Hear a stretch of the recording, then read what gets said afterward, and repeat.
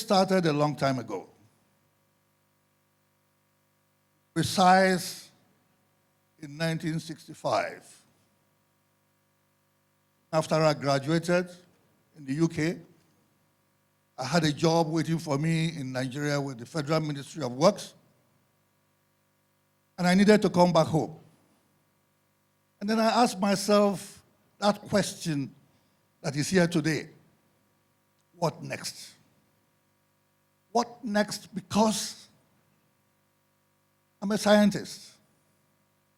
My colleagues that graduated with me were exploring the space, exploring the moon, and recently exploring the Mars. For me, what next was? What was I taking home to Nigeria? But since I couldn't go to the space,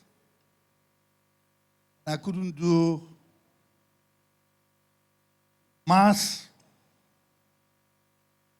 but at the same time bearing in mind that it was the same physics that they studied that I studied, the same mathematics, the same chemistry. What next? Why is it that they are the ones exploring and we are not just doing anything? Why is it that we are so dormant? They are coming up with innovations, with inventions, because of their explorations. And we are just there, taking from them all the benefits that are coming out of those explorations. I decided I was going to be part of that era. The era of the 60s, the era of so many good things that is giving us the kind of technology that we have today. I couldn't think of any other way of becoming part of that exploration other than to drive my car, my old second-hand car, from London back to Nigeria. When I first mooted the idea to some of my colleagues and some of my mates that graduated with me, everybody said impossible. And I said, okay, that word impossible, people didn't know that was very encouraging, because you have to try the impossible.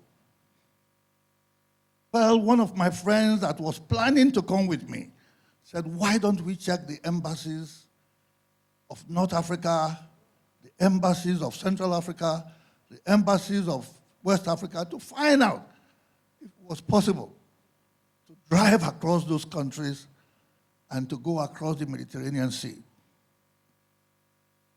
So the two of us, his name is Len Crocker, an Englishman.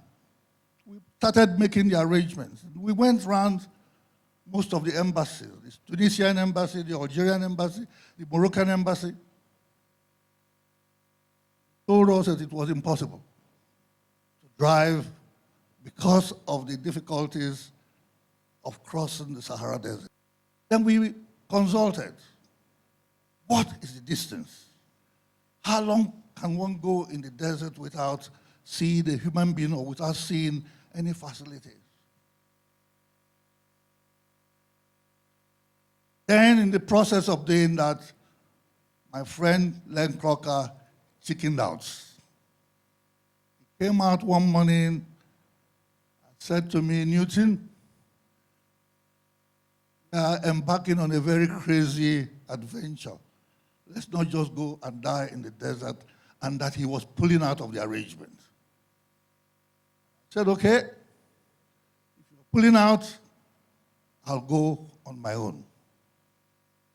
That was how, on the 27th of December, 1966, I embarked on a journey driving from London across the channels across most of Europe, across the Mediterranean Sea, and then started the adventure across the Sahara Desert that everyone had said to me it was impossible to cross. It took me 8 days to cross the Sahara Desert without seeing a soul and without having any facilities. I carried all my food, I carried all my water, I carried all the fuel that my car needed for that distance. I made it after 8 days. And then finally arriving in Nigeria 2 months after I left London. In other words, it took me 2 months to drive from London to Lagos. Haven't made that journey back to Nigeria. The question then was, what next? What next? What do I do with the expedition? What do I do with risking my life? I tried to talk about the desert, that I saw, what I saw of the desert.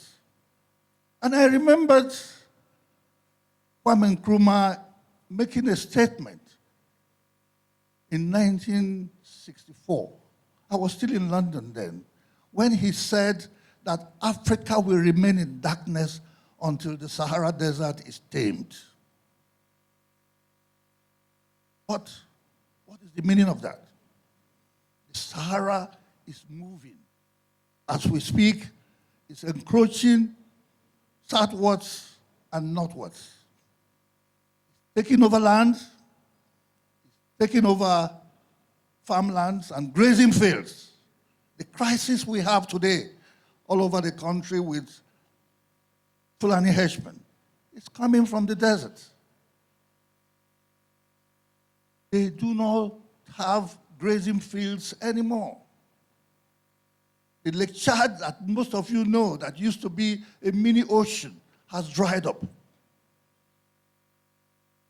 And begin to think about it. The average Fulani man's main call is his animal heads. Few thousands. Cows, goats, and sheep. And what they usually do is take these animals to the fields to graze in the morning, bring them back in the evening. They are no longer able to do that because there are no more fields for them to graze. So what do? They started migrating southwards. And that is why today on our hands we have the Fulani henchmen everywhere. They are not just coming from the north. They are coming from all the way down to Mauritania. They are coming from Senegal. They are coming from Burkina Faso. Because we have a porous border and we have such a welcoming mentality to people that invade us. But that wasn't all. When the climate change debate started about 30 years ago, I tried to join the debate, linking desertification to global warming and climate change. People questioned my qualification because the issue of climate change and global warming is a serious scientific issue. By then, it was becoming a bit late for me because having driven across the desert was not going to be enough for me to use in joining that debate. So what did I do? I decided to go back to the university in Israel to study the science of desertification. In my 60s, over 25 years ago. And I came back with a doctorate, well-equipped to now join the debate on the science of desertification. But again, that wasn't enough, because at that time it was like 20-something, 30 years after my first expedition. So I decided that I'll do the opposite direction of the expedition. And that is driving from Nigeria back to London. I went around everywhere looking for people to join me on that second expedition, just like it happened in London. But not one person. And for the second time, I had to go it alone again, driving from here to London. But this time, I did it in 5 weeks. And at this time, we had entered a new era. And I was covered not only by NTA that couldn't get any tracking in the desert, referred the interest to CNN. And CNN tracked me in the desert and sent all the clips of my expedition and living in the desert to NTA. And NTA relayed it almost every day during my expedition.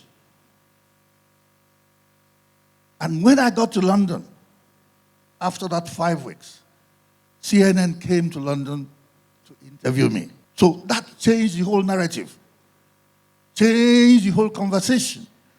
This time I now became an authority in the matter. I started attending COP meetings, conference of parties, all over the world.